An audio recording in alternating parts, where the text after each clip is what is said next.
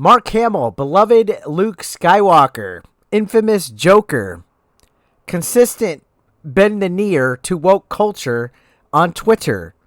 Yeah, Mark Hamill, usually on Twitter, he's catering to this group, this subsect that we like to call the wokies, constantly. He's usually mouthing off about conservatives or just anything that doesn't cater to woke culture. And I know a lot of people that watch this are like, Eric, this woke culture label's so old and so cringe when people like you say it. Let's face it. There's a subsect out there that thinks they're the majority opinion that like to force feed lots of ideas that on paper sound reasonable, but when they actually execute the Order 66, pun intended with the Luke Skywalker reference in this, they just go a little bit overboard with it. Almost totalitarian or dictator. What's that word? Totalitarian. I always have this mush mouth with my tongue, but you guys get it. They go full on dictator mode with shoving, you're not allowed to do that right in our face. Well, Mark Hamill, for the most part, has always catered to this mob, but now he's in the hot seat. Yeah, this happened a few days ago. So there was a tweet with JK Rowling, who's everybody's favorite turf nowadays, especially with the Hogwarts legacy boycott and everything going on. There was an individual right here named India Willoughby who told J.K. Rowling, I'm more of a woman than J.K. Rowling will ever be, right? J.K. responded, citation needed. And this is just one of many tweets recently where J.K. has basically defended herself and spoke up against the cancel culture mob. She's been getting canceled. We've covered this. And this is even applying to Hogwarts Legacy, where people were wanting to boycott the game because of what they believe are transphobic tweets and statements made by her.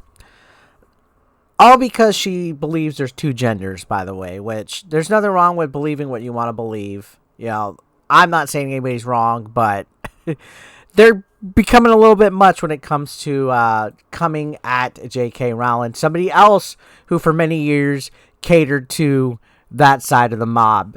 I mean, she retconned so much with Harry Potter. She turned characters, different colors and races and sexual orientations for so many years. Catered to that. And then the hand will always be bitten. They will always bite the hand that feeds. But Mark Hamill came under fire for liking that tweet by J.K. Rowling. He hit like on that citation needed tweet. And eventually the mob got to him so bad that he had to clarify. He had to clarify what he liked about the tweet. So Mark Hamill liked the citation needed tweet, and he put, what I liked about this exchange was someone speaking their truth to power. Twitter is unfortunately no place for nuance. It's imperative I make this abundantly clear. I support human rights for everyone, regardless of their gender identity, period.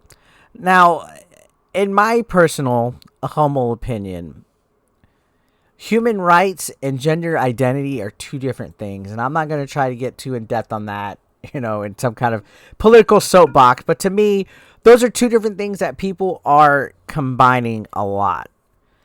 A human right to me is, safety, not being tortured, not being put in a concentration camp, having the right to my speech, basically having the right to clean water and being treated like a human being. Gender identity is something else, a whole different topic. But a lot of people claim that, it goes hand in hand, which I could see that on paper. But again, it seems like his explanation for liking this tweet is a little misguided. He really doesn't ever address the direct, citation needed comment. He doesn't explain it. He just says that he liked someone speaking their truth to power. No idea how that pertains to this. Is he saying she's right? He doesn't. He's claiming she's right, but then he also goes on this tangent to bend the woke knee and protect himself. But it's completely backfired. If we take a look at the tweet responses, it's picking up. So you can see down here, this Lindsay Boylan individual right here. says, am I the only one who thinks this is not a great response? Speaking truth to power is so important. I don't think that what JK Rowling is doing. I don't think that's what JK Rowling is doing. I think she's engaging in a toxic dialogue that she herself began. She is not powerless. She is not without resources and contacts. And that's the thing is people keep trying to say she's a rich individual, a rich white individual that is using her power and influence. Like what's wrong with explaining your opinion regardless of your social status? A guy that has no job and is homeless, that sleeps at our rooms to go somewhere in Florida, has just as much of an opinion as somebody that is Bill Gates.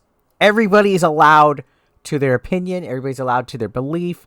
And it's this constant like, oh, well, that person's rich and they get more of an influence and they shouldn't be allowed, like, rich people bad. And that's what I read when I see Lindsay Boylan's thing. And keep in mind, all of this mumbo jumbo that you're seeing about JK Rowling is affecting the world of video games. Keep that in fucking mind. And that's the main reason why I'm covering this, is that this is affecting the world of video games. Now, you can see right here, other people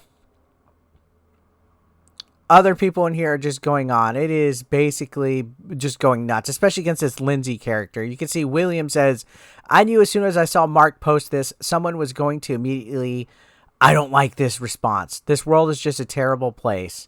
Lindsay replies, if you think this is a sign of the world being a terrible place, then things are going to get rough. And this is funny. Like this side, like the woke mob complains that life is so rough and weird, when honestly, they're the ones pushing, a good chunk of the craziness that's out there, especially on social media, especially in real life, when you see how this woke council culture mob just basically acts towards everybody. They're the ones shutting down free speech. They're the ones patrolling and controlling the internet and telling people what they do. It's just fucking ridiculous. Now, continuing on, let's look at some of the quote tweets. The quote teats. Let's look at some of the quote tweets that are in response to Mark Hamill's statement. You can see Hung Wasan says, my estimation of Mark Hamill's character, already high, has gone higher, and Twitter is indeed no place for nuance. Thank you for being an ally always, Mr. Hamill. And here we see Mr. Mark Hamill desperately kissing the woke ring after accidentally engaging in an independent thought. And that's the thing. It always seems like nobody is allowed to have their own independent thought when it comes to the woke mob coming after you. Now, Meme Bastard, and I love that username, says, oh no, Mark, no, an apology and admission of guilt. Mark, no, Mark. So, him basically apologizing for liking a tweet is catering to them. Even after they went to the point of canceling him, to make him do a statement, he had to make sure he pleased them. If I had a nickel for every time Mark Hamill liked a transphobic tweet by JK Rowling and then apologized and said that's not what he meant, I'd have 2 nickels, which isn't a lot, but it's weird that it's happened twice. So he's not allowed to do 2 likes. Like, you're patrolling, like this mob is patrolling and making sure that these celebrities stay in line, because if they don't, they betray them easily. And it happens all the time. Celebrities are a mess on social media, guys. Like, honestly, like, so many of them I've had to unfollow because of the ultimate cringe and the pandering and... oh, goodness. But anyways, Mark Hamill has been on the hot seat. What do you think about this, guys? Let me know your thoughts down below. And I'll see you later. Thank you for watching.